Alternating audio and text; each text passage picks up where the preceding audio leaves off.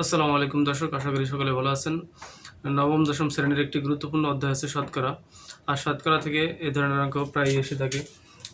যেমন এখানে বোর্ডে দেওয়া আছে যে কোনো পরীক্ষায় 80% শিক্ষার্থী গণিতে, 70% শিক্ষার্থী বাংলা এবং 60% শিক্ষার্থী উভয় বিষয়ে পাশ করে, তাহলে কত পার্সেন্ট শিক্ষার্থী উভয় বিষয়ে ফেল করে।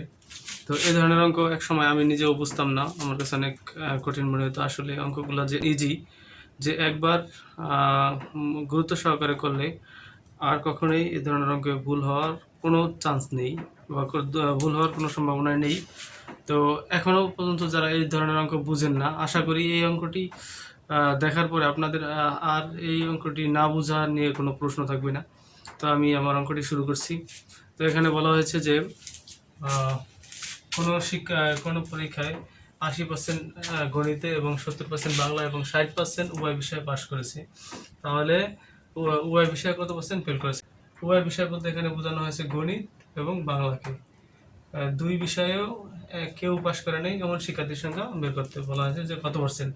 তো অঙ্কটি শুরু করার আগে একটি কথা বলে রাখি যে যদি কোনো এই ধরনের অঙ্কের মাঝে দেখেন যে পার্সেন্টেজ দেওয়া আছে, যেমন এখানে দেওয়া আছে 80%, এখানে দেওয়া আছে 60%, এখানে দেওয়া আছে 70%, যদি এরকম পার্সেন্টেজ দেওয়া থাকে তাহলে মনে করবেন যে এখানে 100-র ভিতরে বলা হয়েছে। পার্সেন্টেজ মানেই হচ্ছে 100, মানে শতকরা বলতেই আমরা 100কে বুঝিয়ে থাকি।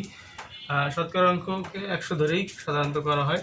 তাহলে আমরা এখানে মনে করি যে 100-র ভিতরেই বলা হয়েছে যে 100 জনের ভিতরেই পাশ করছে, গণিতে পাশ করছে 80% এবং 100 জনের ভিতরেই 70% পাশ করছে বাংলায় এবং 60% উভয় বিষয়ে। উভয় বলতে বাংলাতেও তারা পাশ করেছে, এবং গণিতেও তারা পাশ করেছে উভয় বিষয়ে। তাহলে উভয় বিষয়ে ফেল করেছে কতজন?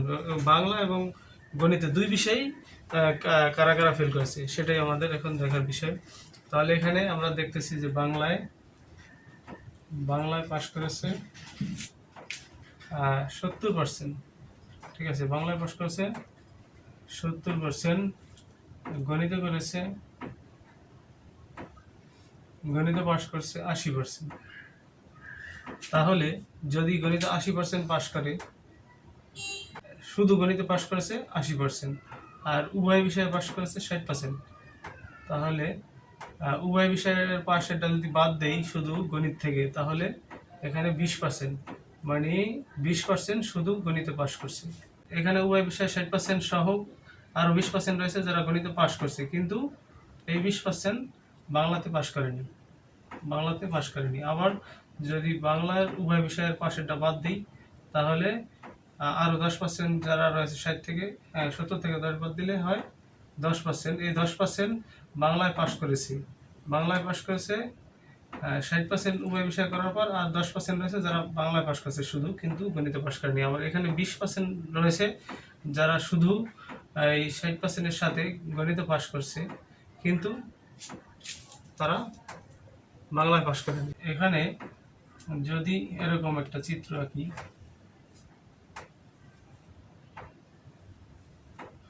এখানে উভয় বিষয়ে দিল 60%। এই উভয় বিষয় বলতে বাংলায় করছে তারা, গণিত প্লাস গণিতেও করছে, গণিতেও পাশ করছে। আর এই যে 20%, এই 20% শুধু গণিতে পাশ করছে। আর এই যে এখানে 10% বের করলাম, এখানে 10% শুধু তারা বাংলায় পাশ করছে। তাহলে এই 10 জন এরা পাস, উভয় বিষয়ে ফেল না, এরা কিন্তু এক বিষয়ে পাস। এই যে 20% এরা গণিতে পাস, অর্থাৎ এক বিষয়ে পাস, তারা পাস ফেল না, যেহেতু 20 যোগ 10 30, এই 30 জন শুধু এক বিষয়ে পাস করছে, দুই বিষয়ে পাস করে নাই। আর এই 60 জন যারা, তারা উভয় বিষয়ে পাস করছে, গণিতেও করছে বাংলায় করছে।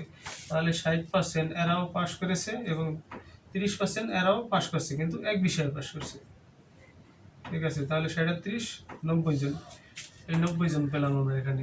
এই 90 জন পাস করছে দুই বিষয় এবং এক বিষয় মিলে এরা পাস করছে। এদের ভিতরে 30 জন পাস করছে এক বিষয় আর বাকি 60 জন করছে দুই বিষয়। কিন্তু আমাদের মোট শিক্ষার্থী যেহেতু এখানে শতকরা বলা হয়েছে, মোট শিক্ষার্থী হচ্ছে 100% বা 100 জন। 100 জনের ভিতরে এই 60 জন পাস করলো উভয় বিষয় আর 30 জন পাস করলো শুধু এক বিষয়। তাহলে 60 আর 30, 90 জন। এই 90 জন থেকে আমরা এই 90 জনের পাসকে বাদ দিলে ওই 10%, এই 10% লোক কোনো বিষয়ে তারা পাশ করেনি। তারা না পাশ করতে পারছে বাংলায়, না পাশ করতে পারছে গণিতে। তো এই হলো অঙ্কটি। তো আশা করি অঙ্কটা বুঝতে পেরেছেন, এরপরে কোনো সমস্যা থাকার কথা না। আমি আরেকবার বুঝিয়ে দিচ্ছি আরও শর্টকাটের ভিতরে। যেমন 100 জন ছাত্রছাত্রী রয়েছে, 100 জনের ভিতরে 80 জন গণিত পাশ করছে আর 60 জন পাশ করছে বাংলায়। তাহলে 70 জন পাশ করছে বাংলায় আর উভয় বিষয়ে পাশ করছে 60 জন কিনা। তাহলে উভয় বিষয়ে যদি পাশ করে, এখানে গণিতের সহ বাংলা সহ 60 জন করার পর আরও 20 জন, এখানে 80 জন করছে যেহেতু গণিতে, তার মানে আরও 20 জন থেকে যায় যারা এক বিষয়ে পাশ করছে। আবার এখানে যেহেতু উভয় বিষয়ে 2 বিষয়ের পাশের পরেও বাংলায় আরও 10 জন বেশি পাশ করছে, 70 জন। তার মানে এই 60 জন থেকে 10 জন বাদ দিলে হয় 60 জন থেকে 70 জন থেকে 60 জন বাদ দিলে হয় 10 জন। তাহলে এরা শুধু বাংলায় আর গণিতে পাশ করছে এক বিষয়ে করে। তারাও এই 30 জন করছে এক বিষয়ে, আর এই 60 জন করছে 2 বিষয়ে। তারা কিন্তু সবাই পাস। তারা এক বিষয়ে পাস, তারা 2 বিষয়ে পাস। এটা 30, 90 জন। তো যেহেতু শিক্ষার্থীর সংখ্যা 100 জন, 100 জন থেকে 90 জন বাদ দিলে হয় 10 জন। এই 10 জন কোনো বিষয়ে তারা পাস করতে পারেনি। এখানে বলা হয়েছে যে কত পার্সেন্ট লোক ফেল করেছে, কত পার্সেন্ট লোক উভয় বিষয়ে ফেল করেছে। তাহলে 10 জন লোক উভয় বিষয়ে ফেল করেছে। উত্তর 10। এখানে বলা হয়েছে যে 20টি কলার 20% পচে গেল, তাহলে ভালো কলার সংখ্যা কত? পার্সেন্ট মানে একটু আগে বলেছিলাম যে 100, ঠিক আছে। তাহলে 20টি কলার যেহেতু 20% কমে গেছে, তাহলে আমরা 20-এর 100-এর 20 লিখবো। যেহেতু পার্সেন্ট দ্বারা আমরা 100 বুঝি, তাহলে এখানে 100 লিখে দেবো এবং উপরে এই 20 লিখে দেবো। 20-এর 100-এর 20%। এখন আমরা কাটাকাটি করবো। এর মানে হচ্ছে এখানে একটা গুণ চিহ্ন বোঝায়, এর মানে হচ্ছে এখানে একটা গুণ চিহ্ন বোঝায়। তাহলে আমরা কাটাকাটি করি, খুব সহজ কাটাকাটি করা।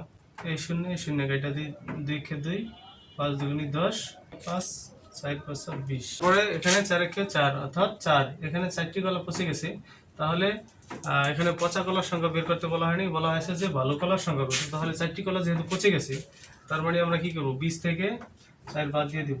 সুতরাং 16টি কলা, ভালো কলার সংখ্যা আছে 16টি।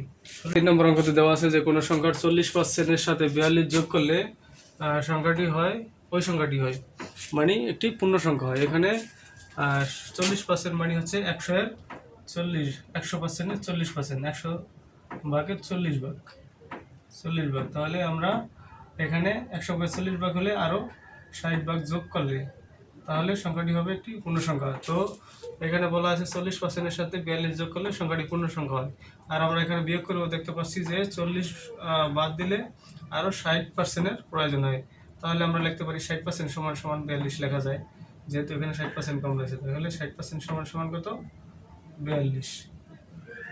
তাহলে 1% সমান সমান কম হইব, কম হইলে হইব 60 থাকবো নিচে এবং উপরে থাকবো 42, এবং 100% সমান সমান বেশি, বেশি হলে 100 উপরে গুণ করে দিতে হবে। তাহলে এরপরে আমরা কাটাকাটি করি, এই শূন্যতে কেটে দিই, 6 কে 6, 6 × 7 = 42।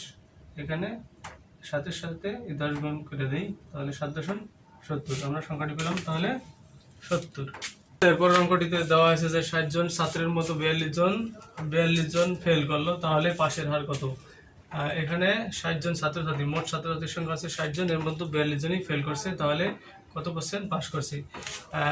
এখানে 60 জন ছাত্রছাত্রী, মোট ছাত্রছাত্রী আছে 60 জন, 60 জনকে আমরা 100% ধরবো, কারণ মোট ছাত্রছাত্রীকে সবসময় 100% ধরে করা হয়। তাহলে 60 জন সমান সমান আমরা লিখতে পারি 100%।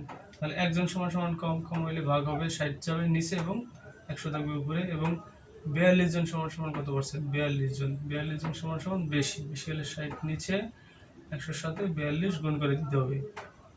আচ্ছা, এই শূন্যতে কেটে দিই, 6 কে 6, 6 × 7 = 42, এই 7-এর সাথে 10 গুণ করি, 7 × 70। তাহলে 42 জন সমান সমান পেলাম 70%। যেহেতু 42 জন ফেল করে, তার মানে কি 70% ফেল করছে। 70% যদি ফেল করে, তাহলে 100% ছাত্রছাত্রী থেকে 70% বাদ দিলে তো 30% পাস করে। তাহলে এখানে পাশের হার হচ্ছে 30%।